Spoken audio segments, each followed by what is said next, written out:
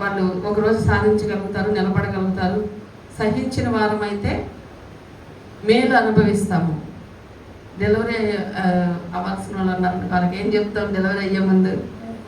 మా ఓర్చుకో అంటారు కదా. ఎందుకు? ఓర్చుకుంటే ఒక బిడ్డను చూస్తుంది ఆ తల్లి. ఓర్పుగా ఉండకుండా గంతులేసి ఇటు పరిగెత్తితే ఏమైంది? ఆ లోపల బిడ్డ అడ్డం జరిగింది, సీరియస్ అయింది. కొంచెం ఓర్చుకుంటే చక్కటి బిడ్డని ఎత్తుకుంటుంది. అలాగే ఎవరైతే ఓర్పు వాళ్ళ జీవితాల్లో కలిగి ఉంటారో వాళ్ళు ఖచ్చితంగా దేవుడి యొక్క ఆశీర్వాదాన్ని చూస్తారు. ఓకే, అయితే ఇక్కడ అంటున్నాడు, మీరు అలసట పడకయు మీ ప్రాణములను ఓకే అది వద్దు, పైనది. ఆయన తన ఎదుట ఉంచబడిన ఆనందము కొరకై అవమానమును నిర్లక్ష్య పెట్టి సిలువను సహించి దేవుని సింహాసనం యొక్క కుడిపార్శ్వమున ఆసీనుడై ఉన్నాడు. ఇప్పుడు మనం నేర్చుకోవాల్సింది ఏంటి తెలుసా? బహుమానం కావాలంటే మొన్న 5 పాయింట్లు నేర్చుకున్నాం కదా. ఇప్పుడు ఒకటి, మన ఎదుట ఉన్న ఆనందం కొరకు, మన ఎదుట ఉన్న బహుమానం కొరకు మనం ఏమి నిర్లక్ష్య పెట్టాలంట? ఇక్కడ నిర్లక్ష్య పెట్టమంటున్నాడు. అవమానాలని నిర్లక్ష్యం పెట్టాలి. మన అవమానాలు ఒకటి మనల్ని వెనక్కలాగేస్తాయి. వాళ్ళు నవ్వారు, వీళ్ళు ఎక్కిరిచ్చారు, వీళ్ళు ఇలా అన్నారు, దేవుళ్ళకి వెళ్ళామని అలా అన్నారు, మా పరిస్థితిని చూసి ఎక్కిరెత్తున్నారు, మా పాటను చూసి ఎక్కిరెత్తున్నారు, మా ప్రార్థన చూసి ఎక్కిరెత్తున్నారు. ఇవన్నీ కనుక పట్టించుకుంటే నువ్వు ఎప్పటికీ ప్రార్థన చేయలేవు, ఎప్పటికీ నువ్వు ఎదరికి వెళ్ళలేవు. ఇక వెనక్కే లాగుతాయి అవన్నీ కూడా. వాళ్ళు ఎక్కిరించిన వాళ్ళే ఒకరోజు ఏం చేస్తారు? పొగుడుతారు. ఇప్పుడు ఎక్కిరెత్తున్నారు, పక్క నవ్వుతున్నారు. ఓకే, రేపు నువ్వు దేవుళ్ళు సాధించుకున్నావు అనుకో, మంచిగా ఆరోగ్యం సాధించుకున్నావో, ఆశీర్వాదం సాధించుకున్నావో, సాధించుకున్న తర్వాత మళ్ళీ వాళ్ళు ఏమంటారు? పోనీలమ్మ, దేవుళ్ళకి వెళ్ళినందుకు నువ్వు దేవుడు నీకు మేలు చేశాడు అంటారా లేదా? అదే నోరు ఆ నోరు అనేదాకా నువ్వు ఓర్చుకోలేక వాళ్ళు అన్నారు కాబట్టి నేను చర్చ మానేసి, వాళ్ళు ఎక్కిరించారు కాబట్టి నాకు దేవుడు అవసరం, వాళ్ళు నన్ను ప్రార్థన చేస్తే నవ్వారు కాబట్టి నేను ఎప్పుడు ప్రార్థన చేయను, వాళ్ళు నాకు పాట పాడుతుంటే నవ్వారు కాబట్టి నేను ఎప్పుడు పాట పాడినంటే ఇంకెప్పుడు సరి చేయబడతావు? కృపామయుడా హల్లెలూయా. ఈ పాట పాడినప్పుడు నాకు బైబిల్ ప్రైజ్ వచ్చింది, ఫస్ట్ ప్రైజ్ ఇక్కడ స్టేడియంలో, ఎన్టీఆర్ స్టేడియం ఏనాది అదేనమ్మాయి, ఆ స్టేడియంలో. అప్పుడు స్టేడియం కొత్తగా కట్టారు. అప్పుడు నేను ఎంత 6th 7th చదువుతున్నా, 6th కూడా కాదు, ఇంకా తక్కువే. నాకు అది బాగా గుర్తు. అంతమందిలో ఆ గ్రౌండ్ నిండిపోయింది, అంతమందిలో ప్రైజ్ తీసుకోవడం బైబిల్ నాకు చాలా హ్యాపీ అనిపించింది. అంత మంచి పాటలు పాడదాన్ని అయ్యగారు అట్లా గద్దించారు ఏంటి? ఇంకా బాగా పాడాలి. అయితే గద్దించారు అంటే పాట పాడకూడదు, స్టేజ్ ఎక్కకూడదు అనుకుంటే ఎప్పటికీ ఇంకా దేవుణ్ణి ఆరాధించను. అలా అన్నందుకు మేమిద్దరం ఛాలెంజ్గా తీసుకొని చక్కగా పాటలు నేర్చుకొని చక్కగా ఎక్కడ ఆపాలో, ఎక్కడ మొదలెట్టాలో, ఎక్కడ ఎలా పాడాలి, మీ పేరు రాసేసానమ్మా అనేవాడు. మాకు ఫ్యాన్స్ కూడా ఉండేవాడు. మళ్ళీ మీ పాట ఉందా, మీ పాట ఉందా, ఏ రోజు ఉందా అని అడిగేవాడు. అంతగా దేవుడు ఏదైనా వెనక్కి వెళ్ళిపోతే రాదండి. ఎక్కిరిచ్చారని, నవ్వారని కొంతమంది వెనక్కి వెళ్తారు. వాళ్ళు ఎప్పటికీ ఓడిపోతామే, వాటం పాలవడం తప్ప ఏమడదు. అసలు ఎక్కిరింతలే మనల్ని పైకి తీసుకెళ్తాయి. వెనక్కి వెళ్తే సాధించలేవు. నిన్ను ఎంతమంది ఎక్కిరిస్తారో వాళ్ళని పడితేనే నువ్వు పొగడించుకోవాలి. పాట పాడడం కాదు. ఏం పాట అది? నేనెచ్చిన చోటనే మనసారా నవ్వెదా, నే పడిన చోటనే ప్రభు కొరకై నిలిచెదా, నీ నోడి పోనయా నీ పక్షానుండగా, నీవు నా తోడుండగా. అందులో లిరిక్స్ ఏంటి? అవమానం, అభిషేకం నాకంటే ఘనత, గౌరవం, అభిషేకం. తర్వాత వెలివేయబడిన చోట నిలబెట్టాం. వెలేస్తారు అందరు, చీప అసలు ఏమైనా పిలవకూడదు, అసలు వీళ్ళు అవసరం లేదు, వీళ్ళని ఎందుకు పిలుస్తాం, లెక్కే లేదు. అలాంటి వాళ్ళ దగ్గర నిలబెట్టి దేవుడు పాడడం కాదు, అందులో పాయింట్లు పట్టుకోవాలి.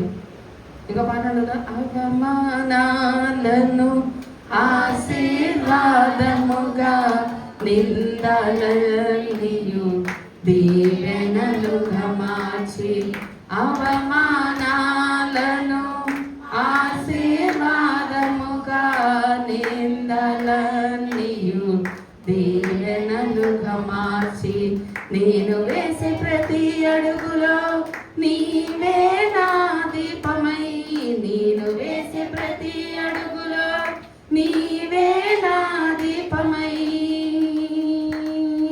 చిరునవ్వుతో నింపిన యేసయ్యా, చిరునవ్వుతో నింపిన యేసయ్యా. ఆరాధన ఆరాధన ఆరాధన నీకే, ఆరాధన ఆరాధన ఆరాధన నీకే, ఆరాధన ఆరాధన ఆరాధన నీకే, ఆరాధన ఆరాధన ఆరాధన నీకే. చాలు, ఓకే. దేవునికి స్తోత్రం. హల్లెలూయా. పాట పాడడం కాదు, మన జీవితాల్లో ఆ పాటను మన జీవితానికి అప్లై చేసుకొని అనుసరించేవారుగా ఉండాలి. వెనక్కి ఎవరు లాగుతున్నారో ఇది నేను చేసి చూపించాలి. నువ్వు వండలేకపో అన్నారనుకో, వండి చూపించాలి. నువ్వు ఇది చేయలేకపో అన్నారనుకో, చేసి చూపించాలి. అలాగే రోషంగా, పంతంగా, కోపంగా కాదు. ఆ కృప దేవుడు ఇస్తాడు, అది దేవుడు చేపిస్తాడు. అప్పుడు దాకా వెయిట్ చేయాలి. నువ్వేం చేస్తావులే అన్న వాళ్ళు దేవుడు అద్భుతంగా చేపిస్తాడు. అంతేగాని మనం వెనక్కి వెళ్ళామనుకోండి ఉండదు. ఇక్కడ అదే అంటున్నాడు, ఎవరిని చూడమంటున్నాడు ఈ విషయంలో? యేసయ్యని చూడమంటున్నాడు. యేసయ్య అంట అక్కడ అంటున్నాడు కదా, ఆయన తన ఎదుట. ఎవరు ఆయన అంటే? యేసయ్య. ఇప్పుడు ఈ సిలువు శ్రమలు కదా, ఈ సిలువు యేసయ్య సిలువు వేసే ముందు ఇవన్నీ కూడా 40 days చాలామంది మరి శ్రమదినాలు కాబట్టి ఉపాసాలు ఉంటారు. సిలువు ధ్యానాలు, సిలువలో ఆయన పడ్డ శ్రమలు, అవమానాలు, బాధ అంతా కూడా ధ్యానం చేస్తా, ప్రభా మా కోసం ఎంత శ్రమపడ్డావా అని ప్రార్థన చేస్తూ ఉంటారు. ఓకే. ఇప్పుడు ఆయన తన ఎదుట ఉంచబడిన ఆనందము కొరకై, ఇప్పుడు యేసుప్రభువారి ఎదుట ఏం ఉంచబడిందంట? పైకి వెళ్తే తండ్రి ఆయన ఇప్పుడు మనకి ఒక అన్ని నామాల కన్నా పైనామం. మనం అడిగినా, తండ్రిని అడిగినా ఏం పేరు ఉపయోగిస్తేనే ఓకే అవుతుంది? యేసయ్య పేరే. యేసు నామములో అడగాల వద్దా? అంత ప్రార్థన అంతా చేసేసి తండ్రి ఇవ్వయ్యా ఆమె అంటే జరగదు. ఆ ప్రార్థన నువ్వు 1 గంట చేయి, 2 గంటలు చేయి, వ్యర్థమైపోతుంది. నువ్వు ప్రార్థన చేశాక అయ్యా ఫలానా ఇప్పుడు వెళ్ళి నా పేరు చెప్ప కొట్టు దగ్గర అంటారు కదా, కొట్టు దగ్గరికి వెళ్ళి నా పేరు చెప్పిస్తారని వెళ్ళి ఇగో ఫలానా వాళ్ళు ఇవ్వమన్నారు. కానీ మన ముక్కు మొహం తెలియపోయిన ఏం చేస్తారు వెళ్ళి? సపోజ్ ఒకవేళ వాళ్ళకి ఆ రేంజ్ ఉంటే, ఇప్పుడు మనకు ఆ రేంజ్ ఉందనుకో, ఇప్పుడు సపోజ్ బంగారం కొట్లో ఒక బంగారం వస్తువు తీసుకున్నాం. మన వస్తువు, ఆ వస్తువు మన పేరు చెప్తే ఇచ్చే అంత పలుకుబడి మనకు ఉందనుకో, తెలంగాణ పలానా వాళ్ళు పంపించారండి అనగానే ఇచ్చేసారనుకో, ఆ రేంజ్ ఏం రేంజ్? అది మామూలు రేంజా? మనం పంపిస్తే సోడా కూడా డౌటే. మన పేరు చెప్పారని వెళ్ళి టీ కూడా ఇస్తారు ఎవరో డౌటే. కానీ యేసయ్య నామములో అంట ఏది అడిగినా జరుగుతున్నాయా లేదా? ఎందుకు అంత పేరు? ఎందుకండి ఆయనకి? ఎందుకు అంత పవరు? అందుకే ఆయన ఇన్ని శ్రమలు తట్టుకున్నాడు కనుక ఆయనకి ఇది చూసుకున్నాడు. ఏం చూసాడు? ఆయన ఆనందాన్ని చూశాడు, కిరీటాన్ని చూశాడు, బహుమానాన్ని చూశాడు. నన్ను ఎక్కడున్నారా, నన్ను ఉమ్మేశారా, నన్ను గుద్దారా, నన్ను వెనక్కి లాగేశారా, నన్ను కింద పడేశారా, నా ఒళ్ళంతా చీల్చారా, ఏం చూడాల.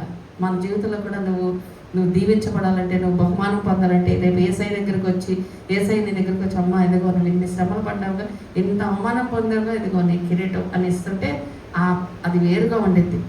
అందుకే ఎవరే ఎక్కిరించినా, చుట్టాలు ఎక్కిరించారు, దేవుడు నమ్ముకున్నామని పక్కింటి వాళ్ళు ఎక్కిరించారు, వీధిలో వాళ్ళు మన పక్షాన్ని పిలవలేదు, ఏం పట్టించుకోబాకండి. రేపు మన ఎదుట ఉన్న బంగారమైన బహుమతి ఉంటుంది, అన్నిటికన్నా విలువైంది. దాని ముందు ఎన్ని చాలా చిన్నవి. దానికి నిదర్శనం ఎవరు? యేసయ్యే. ఇక్కడ అంటున్నాడు. అందుకే ఆయన ఉందా లేదా మాట అమ్మా? చూడండి, ఆయన తన ఎదుట ఉంచబడిన ఆనందము కొరకే అవమానమును నిర్లక్ష్య పెట్టాడు. అవమానాన్ని పట్టించుకోలేదు ఆయన. మనమైతే నిర్లక్ష్యం దేన్ని పెడతాం తెలుసా? ప్రార్థన నిర్లక్ష్యం, మరి దేవుడికి వెళ్ళే సమయాన్ని నిర్లక్ష్యం, దేవుడికి ఇచ్చే విషయంలో నిర్లక్ష్యం. ఆయన అయితే అవమానాలను నిర్లక్ష్యం. ఏం నిర్లక్ష్యం పెట్టాలి ఇప్పుడు చెప్పండి? మోషే అవమానాన్ని నిర్లక్ష్యం పెట్టాలి. ఎవరు నిన్ను అవమానిస్తున్నారు ఏం చేయాలి? దాన్ని పట్టుకొని అలాడలా ఏంటమ్మా ఇది అనగానే పడిపోతుంది. అవమానాన్ని ఏం చేయాలి? నిర్లక్ష్యం చేయాలి. కానీ చాలామంది ఏం చేస్తారంటే ఎవరిని అవమానించారంటే, ఏదైనా చిన్న అవమానం జరిగింది అనుకో, ఇప్పుడు నలుగురు అక్కడ ఉన్నారు, నువ్వు అవసరం వెళ్ళి కూర్చోమన్నారు అనుకో, ఇక అది అవమానం. అది వాళ్ళకి నేను పనికి రాలేదా, నేను సరిపోనా, నాకు రాదా, అంతే. అక్కడికి వెళ్ళి 10 డైలాగులు వేసుకుని మూల కూర్చుంటారు. ఇంకా వాళ్ళ తర్వాత రాగా అవసరం లేదులే అంటారు. ఒకవేళ నేను అవమానించాను అనుకో, వెళ్ళిపోయి బాధపడద్దని నేను అన్నాను. బాధ కలిగింది అనుకో, బాధ దాని గురించి ఏ డైలాగ్ వేయద్దు. అవమానం జరిగిందంటే ఘనత కూడా నువ్వు వేస్తావు, స్తోత్రం అనుకొని హ్యాపీగా ఉండు. వాళ్ళే నిన్న ఒకరోజు నువ్వు రావాలి అని పిలిచేలా దేవుడు చెప్తాడు. అంతేకాని మనమే గొడవ పెట్టేసుకుని అక్కడికి వెళ్ళి మనమే 4 డైలాగులు వేసేసుకుంటే ఏ అవమానాలు, ఏ ఘనతలు ఉండవు వాళ్ళకి. మనం ఎవరైనా అవమానం జరిగిందంటే, నాకైతే అవమానం జరిగిందంటే చాలా హ్యాపీగా ఫీల్ అవుతాయి. ఎందుకో తెలుసా, నా ఎదుట దేవుడు ఖచ్చితంగా ఘనత ఒకటి పెట్టే ఉంటాడు. 10 అడుగుల దూరంలో ఉండొచ్చేమో, ఈలోపు ఇక్కడ శ్రమ వచ్చిందేమో, ఈ అవమానం వచ్చిందేమో, ఈ నింద వచ్చిందేమో, రేపు ఏం జరగబోతుందా, నాకు దేవుడు ఏం చేయబోతున్నాడు గిఫ్ట్, అదే నా మైండ్లో ఉంటుంది తప్ప ఈ మాటలు ఇవన్నీ నేను పట్టించుకోను. అది నా మైండ్ సెట్. మీరు అలానే ఉంటే మంచిది. అలానే ఉంటున్నారా? పట్టించుకొని దాన్ని అవమానం, నన్ను పిలవలేదు, నన్ను వద్దన్నారు, నన్ను చెయ్యొద్దన్నారు, నన్ను అలా అన్నారు, ఇలా అన్నారు అని కూర్చున్నావంటే నీ ఘనత నువ్వే ఆపుకుంటున్నావు. నువ్వు ఎప్పుడు మారుతావో దేవుడు అప్పుడు ఘనత పంపిద్దామని చూస్తాడు. హల్లెలూయా. మన జీవితంలో అది ఖచ్చితంగా ఉండాలి. చూడండి, ఆయన నిర్లక్ష్య పెట్టి సిలువను సహించి. సిలువ అంటే కష్టాలు. ఈరోజు మనకు కూడా కొన్ని కష్టాలు ఉంటాయండి, ఉండవా? క్రైస్తవులకి కష్టాలు ఉండకుండా ఉన్నాయి అని ఎక్కడైనా ఉందా? ఏ పాస్టర్ అని చెప్పాడా? ఖచ్చితంగా కష్టాలు ఉంటాయి. కానీ ఆయన్ని తలుచుకోవాలి. ఎవరిని తెలుసుకోవాలి? మనకి బాధ వచ్చినప్పుడు యేసయ్యని తెలుసుకోవాలి. ఎందుకంటే ఆయన పడ్డంత బాధ ఎవరు కూడా ఈ ప్రపంచంలో భూమి మీద పడలేదు. ఆయన అనుభవించినంత నొప్పి ఎవరు కూడా అనుభవించలేదు. ఆయన అవమానం ఎవరు ఆయన పడ్డంత అవమానం ఎవరికి జరగల. ఇక్కడ అవమానం అంటారా మనకు జరిగేది? ఒకసారి ఆలోచించండి. ఏదో చిన్నగా తెల్లు ఇటెల్లు, ఇక్కడ వద్దు, నువ్వు చెయ్యొద్దు, నువ్వు ఉండొద్దు, నిన్ను పిలవలేదు ఆ ఫంక్షన్కి, ఫీల్ అవ్వకు, డోంట్ వరీ. అవమానం జరిగిందా, నీకు ఘనత వచ్చింది. ఎందుకంటే యేసయ్యా నీ అవమానంతో పోల్చుకుంటే నాది ఏముంది ప్రభా, నాకు కొంచెమైనా నీ సిలువను మోసే భాగ్యం ఇచ్చే స్తోత్రం అని చెప్పుకోవాలి తప్ప, ప్రభా నాకు ఎంత అవమానం జరిగిందయ్యా అంటే నీకు ఘనత ఏనాడు రాదు. ఆ అవమానాన్ని తలంచుకోమంటున్నాడు. ఇది నేను చెప్పట్లేదు. ఇక్కడ ఏమంటున్నాడు అక్కడ చూడండి, సిలువను సహించి దేవుని సింహాసనం యొక్క కుడి పార్శ్వమున. ఎవరైతే అవమానాన్ని నిర్లక్ష్య పెట్టేస్తారో, ఎవరైతే సిలువను సహించుకుంటారో, సిలువ అనేది కష్టాలని సహించుకోవాలి. నా వల్ల కావట్లా, నాకు కుదరదు, నేను పడను అంటే ఎవరి వల్ల కాదు అంటే వాళ్ళు ఆ యొక్క సింహాసనం, సిలువ వద్దనుకున్న వాళ్ళకి సింహాసనం ఉండదంట. సిలువ వద్దనుకున్న వాళ్ళకి కిరీటం ఉండదంట. కష్టాలు వద్దనుకున్న వాళ్ళకి, నాకు కడిపే వద్దనుకుంటే బిడ్డ అక్కడి నుంచి వద్దని చెప్పండి. ఇప్పుడు కనాలే కడుపు వచ్చింది, కడుపుతో ఉన్నమ్మా ఎలా ఉంటుంది? కొంచెం ఇబ్బందిగా ఉంటుంది కదా. 9వ నెల దాకా మొయ్యాలి అంటే నెలలు నిండే కొద్ది అబ్బా ఎప్పుడు బరువు దిగిద్దా అనుకుంటుంది ఆ తల్లి. అలా కొంతమందిని చూసి కొంతమంది ఏం చేస్తారంటే, అవనస్తులు, పెళ్లిగాని వాళ్ళు, అమ్మో నాకు వద్దమ్మో. ఇప్పుడు చిన్నప్పుడు నా చిన్నప్పుడు ఒక డెలివరీ వెళ్ళినప్పుడు, అంటే చిన్నపిల్ల కాదు తెలుసు అనుకునేవాళ్ళం. వాళ్ళు గట్టి కేకలు వేసేవాళ్ళు. డెలివరీలు అంటే మరి కేకలే చేస్తారు, తట్టుకోలేక. ఇంకా నేను చచ్చినా పెళ్లి చేసుకోకూడదు, చేసుకున్నా పిల్లల్ని కనకూడదు అనుకుంటే ఎట్టుంటుంది? అంత అజ్ఞానం అన్నది ఇంకోటి ఉంటుందా చెప్పండి? పిల్లల్ని మనకి ఎలా వస్తారు? ఇక దత్తత తీసుకోవద్దు తప్ప సొంత పిల్లలు ఉంటారు. అలాగే సిలువ కష్టం పడాలి, పడితేనే ఘనత, పడితేనే దీవెన. నాకే కష్టం వద్దు, నన్ను ఎవరేమనకూడదు, నాకే కష్టం వద్దు. అసలు సరైన క్రైస్తవుడే కాదంట. శ్రమలు వద్దు అనుకుంటే మనం అసలు శ్రమలు వద్దు అనుకుంటున్నామంటే దేవుడినే వద్దు అనుకున్నట్టు. ఎందుకంటే మన దేవుడు శ్రమలు సహించిన దేవుడు. మన దేవుడు శ్రమలని తట్టుకొని గెలిచి చూపించిన దేవుడు. అలాంటి ఒక దేవుడిని మనం నమ్ముకున్నప్పుడు మనం కూడా శ్రమలు ఏమైనా వస్తే తట్టుకునే శక్తివి నాయన. నువ్వు అంత తట్టుకున్నావు కదా, నువ్వు గొప్ప దేవుడు కదా, నువ్వు సిలువుని తట్టుకున్నావు, నీ అవమానాన్ని తట్టుకున్నావు, నీ బాధలన్నీ నువ్వు భరించావు. మా కోసం ఎంత భరించినప్పుడు మేము కొద్దిగా భరించే ఓపిక నాయన అని అడగాలే తప్ప, ఇప్పుడు ఆయనలాంటి శ్రమలు మనకు రావు, మనకు వేరే వస్తాయి. అవి మనం మొయ్యలేము, మన వల్ల కాదు. కొన్నిసార్లు గుండె పిండినట్టు అయిపోద్ది. పిల్లల ద్వారా రావచ్చు, మనుషులు వేరే ద్వారా రావచ్చు, ఆరోగ్య విషయంలో రావచ్చు, లేదా ఆర్థికంగా ఇబ్బందులు కావచ్చు. తట్టుకోలేనంత బాధ అనిపిస్తుంది, అవమానం జరిగిద్ది అక్కడ. కానీ ప్రభువుని చూస్తే నీకు అవిశ్వాసం రాదు, తప్పకుండా నువ్వు నిలబడతావు, బహుమానం తీసుకుంటావు. ప్రభువుని చూడకుండా ఏంటి అవమానం, దేవుళ్ళో ఉండి ఎవరో వచ్చేదో డైలాగ్ వేస్తారు అప్పుడే, దేవుళ్ళో ఉండి నువ్వేం సాధించవు, దేవుళ్ళో ఉండి ఏం నీకు లాభం ఏంటి, ఈ అప్పు ఏంటి, ఈ గొడవ ఏంటి, ఈ రోగం ఏంటి అన్నారనుకో, మనకి నా యేసయ్యే అవమానం పొందాడు, నా యేసయ్యే ఎంతగానో సహించుకున్నాడు, పర్వాలా నేను సహించుకుంటాను అని చెప్పు. ఆ దాటాక ఖచ్చితంగా దీవెన ఉంటుంది. అలా కాకుండా అవిశ్వాసపడిపోయాలి, అలా అనగా నిజమే ఏంటి నాకు ఈ శ్రమ అనుకుంటే, నువ్వు ఎప్పుడైతే నాకు శ్రమ వద్దు, నాకు బాధలు వద్దు, నాకు కష్టాలు వద్దు అనుకుంటున్నావు, నీకు బహుమతులు కూడా వద్దనుకుంటున్నావు. అది గుర్తుపెట్టుకోవాలండి. ఎంచినవాడు ధన్యుడు, శ్రమలు వద్దనుకున్నవాడు ధన్యులు ఎప్పటికీ కాలేరు.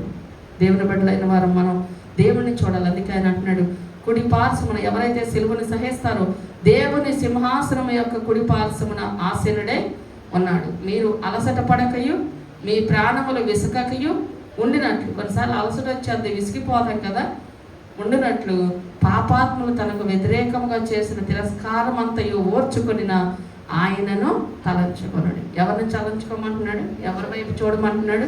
ఎవరిని తలుసుకోమంటున్నాడు? ఏసైని. మనకు శ్రమ వచ్చినప్పుడు ఎవరిని చూడాలి? ఏసైని చూడు, నన్ను చూడొద్దు, ఇంకొకరు చూడొద్దు, ఇంకొకరు చూడొద్దు. ఏసయ్య నీ ఎంత శ్రమ. చాలామంది పెద్ద వయసు వాళ్ళు మాట్లాడుతూ ఉంటారు, ఆ ఏసయ్యే ఎంతో గాయాలు పొందాడు అమ్మా, ఆయన ఒళ్ళే ఎంతో గాయపడింది, మాదేముందులే అంటారు. అంటే వాళ్ళకి తెలుసు ఏసయ్య బాధను అర్థం చేసుకున్నారు. ఇంకొంతమంది అర్థం చేసుకోకుండా నాకు బాధ తీసేసయ్యా, నాకు ఈ బాధ ఏంటి ఏసయ్యా, నన్ను తీసుకోయేసయ్యా, ఇగోలే అయ్యా నిన్ను చూస్తున్నాను, నీలాంటి శ్రమ నాకు కొద్దిగైనా వచ్చింది, నాకు సంతోషం, నాకు సహించుకునే ఓపిక నాయన అని అడగాలంట మనం. అంతేగాని ఏది వద్దు అనకూడదు. ఇక్కడ దేవుడి వాక్యం అంటుంది, మీ ప్రాణాలు విసిగిపోకూడదంటే, మీరు అలసిపోకూడదంటే దేవుణ్ణి చూడండి.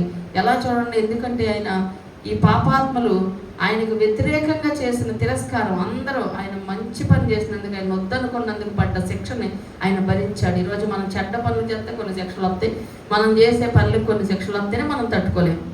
ఆయన ఏ తప్పు చేయకపోయినా యేసయ్య ఆయన శిక్ష అనుభవించాడు. ఆయన చూసినప్పుడు అయ్యా ఏ శిక్ష అనుభవించకపోయినా కూడా నువ్వు శిక్ష పడినప్పుడు ఏమి నోరు తెరవకుండా ఎంత సహించుకున్నావయ్యా, మనం ఉండగలమా? నేను ఏ తప్పు చేయలేను, నన్ను ఎందుకు అంటున్నారు? తప్పు చేస్తుంటే సైలెంట్గా ఉంటారు. తప్పు చేయకుండా ఎవరైనా ఏంటంటే అస్సలు ఒప్పుకోరు. నేను చేయలే నన్ను ఎందుకు అనాలి? యేసయ్యని చూడాలంటే మనం ఏమి చేయకపోయినా, ఏ పాపం ఆయనలో లేకపోయినా ఆయన సైలెంట్గా ఉన్నాడు. మన జీవితంలో కూడా అలా సహించుకోవాలని దేవుడి వాక్యం చెప్తుంది. చేసిన తిరస్కారం అంతయు ఓర్చుకొనిన ఆయనను తలంచుకొనడి. మీరు పాపముతో పోరాడటలో రక్తము కారునంతగా ఇంకా దానిని ఎదిరింపలేదు. అంటే మనం రక్తము కారేంత పరిస్థితులు మనకు ఉన్నాయా చెప్పండి? ఇప్పుడు యేసయ్యకి రక్తము కారేంతగా ఆయన హింసించబడ్డాడు. ఒకవేళ మనం హింసించబడినా రక్తము కారేంత హింసించబడుతున్నామా? మన ఒళ్ళు చీల్చేస్తున్నారు ఎవరైనా వచ్చి, మనకేమన్నా భయంకరంగా మనం ఊరి మీద ఊరేగించి తీసుకెళ్తున్నారా? యేసయ్యని ఎన్ని వీధులు తిప్పారండి? యెరూషలేము వీధులన్నీ తిప్పారంట. యెరూషలేము ప్రాంతమంతా ఆయన రక్తం మొత్తం అలా దారలా పడిందంట. మనకు అంత కారుతుందా? మనకు అంత తిప్పుతున్నారా? ఏదో ఒక చిన్న అవమానం ఒక వీధిలో జరిగితే ఇక దేవుడు నాకు ఏమీ చేయాల, నాకు ఎంత అవమానం వచ్చేసింది, దేవుడు నన్ను పట్టించుకోవాలా, దేవుడు నన్ను ఎంత అవమానం చేశాడు, ఊరుకున్నాడు, సైలెంట్గా చూస్తున్నాడు నాకు అవమానం జరుగుతుంటే అని దేవుడిని ఎన్ని తిట్టేసేసి, నీకు జరిగింది ఒక వీధిలో, నీకు జరిగింది ఒక ఇంట్లో, నీకు జరిగింది ఒక ఆఫీస్లో, నీకు జరిగింది ఒక చిన్న కాలేజ్లో, నీకు జరిగింది ఏదో ఒక దగ్గర చిన్న ప్లేస్, అది ఒక 10 మంది 20 మంది లేదా 100 మంది. కానీ యేసయ్యని తీసుకెళ్ళేటప్పుడు వీధి వీధి వీధి వీధి తిప్పారంట. ఎంత అవమానం అది! ఆయన ఎంత ఓర్చుకొని ఉంటాడు, ఆయన ఎంత సహించుకున్నాడు. పైగా అప్పటికే శరీరం అంతా గాయాలు, శరీరం అంతా రక్తం కారుతుంది. అంత బాధలో కూడా ఆయన ఒక్క మాట కూడా మాట్లాడలేదంట. ఆయన తలుచుకోవాలి మనం. అందుకే ప్రభు అదే అంటున్నాడు, మీరు రక్తము కారేంతగా మీరు శిక్షించబడతలేదు కదా, మీకు అంత బాధ లేదు కదా, యేసయ్యే ఓర్చుకున్నాడు, ఆయన చూడండి అంటున్నాడు. మన జీవితంలో ఏదైనా పరిస్థితి వచ్చినప్పుడు తట్టుకునే శక్తిని ప్రభువుని ఇమ్మని అడగాలి. దేవుడు మనల్ని ఖచ్చితంగా అందులోంచి బయటికి తీసుకొచ్చే దేవుడై ఉన్నాడు. హల్లెలూయా. ప్రార్థన చేసుకుందాం. ప్రభా మాకు అలాంటి వాళ్ళకి ఈత చెట్లు శ్రేష్టమైన దీవెనలు ఉన్నాయి. చాలా మంది దాంట్లో అక్కడే కూర్చుంటారు, వెళ్ళేసుకొని అక్కడే ఉండిపోతారు, ఏడ్చుకొని అక్కడే కూర్చుంటారు, సనుక్కొని కొనుక్కొని వాళ్ళ చుట్టూ ఒక గిరిగీసుకొని అక్కడే ఉండిపోయి సనుక్కుంటా, బాధపడతా, ఏడ్చుకుంటా, కుళ్ళుకుంటా వాళ్ళు అక్కడ ఉన్నారు, వీళ్ళు ఎట్ట అన్నారు. ఇక అక్కడే ఉండవు, నువ్వు అలాగే ఉండవు, ఎప్పటికీ వెళ్ళలేవు. అవమానం లేకపోతే ఆశీర్వాదం వద్దనుకున్నావు నువ్వు. యేసయ్యా నాకు కృప ఇవ్వు నాయనా. ఈరోజు నేను ఎందుకు వెనకలాగు తండ్రిని కొందనాలు స్తోత్రాలు. మేము ఫలించినట్లు వాక్యాన్ని జాగ్రత్తగా పట్టుకొని ఎక్కడ ఏం నేర్చుకోవాలని నేర్చుకొని రోషం కలిగిన భక్తి చేసేవారిగా వారు ఉండడానికి సహాయం నాటండి. సారవంతమైన నేల మీద పడిన వాక్యంలో ఫలించాలి. శ్రమలు ఆ ఓర్పు ఇవ్వండి. నిన్ను తలంచుకునే మనసు ఇవ్వండి. నువ్వు నిన్ను చూడాలి. ఎందుకంటే నువ్వు అవమానించబడ్డావు, నువ్వు కష్టపడ్డావు, నువ్వు మరి ఎంతగానో మరి శోధన సిలువని శ్రమలు నువ్వు భరించావు. ఎంతోమంది పాపాత్మలు నిన్ను హింసించి గేలి చేసి దుఃఖపెట్టి బాధపెట్టి గాయపరిచిన అన్నిటినీ మౌనంగా భరించవయ్యా. నిన్ను చూడ మనసు మాకు ఇవ్వయ్యా. మనుషులు చూడకూడదయ్యా, పరిస్థితులు చూడకూడదయ్యా, మా అవమానాలను చూసుకొని ఆగిపోకూడదయ్యా. మా ఎదుట ఉంచబడిన ఆనందం కొరకు, ఆ సింహాసనము కొరకు మా శ్రమని, మా అప్పుల్ని, మా బాధల్ని, మా మాటల్ని, మా అవమానాల్ని, మా చేతగంతనాన్ని మేము పక్కన పెట్టి నీ వైపు చూసి మేము పరిగెత్తి ఆ బహుమానం పొందుకునే వారిగా ఉండాలి. ఎందుకంటే మమ్మల్ని గెలిపించే దేవుడు నీవు. బిడ్డలు మీరు దర్శించి మాట్లాడడానికి స్తోత్రాలు చెల్లిస్తూ ప్రతి ఒక్క హృదయాన్ని ధైర్యపరిచి బలపరిచి అవమానం జరిగిన చోటే అద్భుతమైన ఘనతని ప్రతి బిడ్డలకి మీరు దయచేయమని యేసు రక్తాన్ని ప్రోక్షిస్తూ యేసు నామములో ప్రార్థిస్తున్నాం తండ్రి. ఆమేన్.